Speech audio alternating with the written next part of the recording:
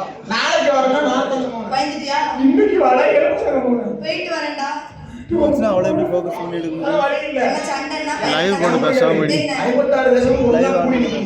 யூடியூப்ல அரக்கனுக்கு மந்திரி ஒத்த தன்ன தனியா இருக்கு. அரக்க ஒண்டி ஒத்தையா நிக்கா. ஏன்னா ஆட்சி சரியில்லைன்னு சொல்லி அவன் கடியடிச்சா 56 தேசம் அரசன்னு சொன்னா ஏ 56 ஒத்து ஒத்துன்னு அடிப்பான். சரி. 56 வாஞ்சலி இதோட நல்லா தான் இருக்கு. மந்திரி போட்டா நல்லா தான் இருக்கும். ஜெயிக்க சொல்லு. சரி. சண்டையில ஜெயிச்சா பகை பணந்தாரம் அரக்கனுக்கு பயந்துடா. நாம கப்பல் பண்ண முடியாது. காலை தொட்டு கும்பிட்டு விடுவா. கடுப்பா இருக்கு. சொன்ன உடனே மந்திரி பிடிச்சா ஓட்டல. நீ எடுத்து கொடுங்க. அங்க தெரியாது. மந்திரி ஓ அங்க வந்துற வண்டி தானே. அங்க மூஞ்சி தெரியும். அண்ணா உங்க பேரை சொல்லி இந்த 56 தேசத்துல போய் மனைவி நின்று எங்க அரக்கன் கப்பல் பணம் கேட்டான்னு சொல்லி கேட்டேன். அது ஒவ்வொருத்தரும் என்ன சொன்னாங்க தெரியுமா? என்ன சொன்னாங்க? அந்த இது நேருக்கு நேரு சண்டை. ஆரோக்கியமா செய்ய வேண்டும் செய்ய வேண்டும் உழைத்தான் நினைக்க வேண்டும் உழைத்தான் நினைக்க வேண்டும் எங்கள் வழியத்தான் செய்ய வேண்டும்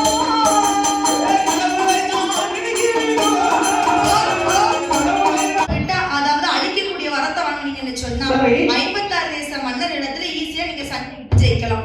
சண்டையிட்டு ஜெயிக்கலாம். இப்பதான் ஒரிஜினல் காரணம் வந்தது. என்று சொன்னபோது வாய்ஸ் மட்டும் பாருங்க. அட்டைங்க பச்சுமா சுசிக்கலாமா மாதிரி இருக்கும். எப்படி இருக்கும்? கண்ணீர் இருக்கும் பாத்துக்கோ. ஆமா. சரி. அப்ப மந்திரியாகப்பட்டவர் யோசனை சொன்ன உடனே யோசனை சொன்னது என்ன சொல்லுங்க? ஆண்டவனுக்கு தவம் இருக்கணும். சரி. அப்ப சும்மா போனா முடியாது. சும்மா போக முடியாது.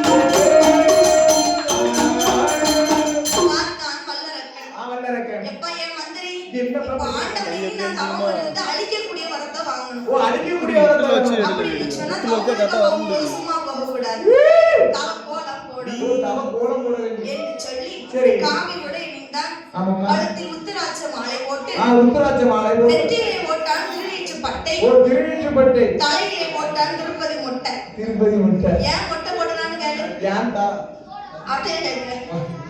ஏன்னா தவம் இருக்க போற எத்தனை வருடம் இருப்போமோ முடி வளர்ந்துட கூடாது இல்லையா? கண்டிப்பா. என்று சொல்லி தலையிலே ஒரு மொட்டையை போட்டு சரி என் மந்திரி தவம் இருக்க போறேப்பா என் மொட்டாடி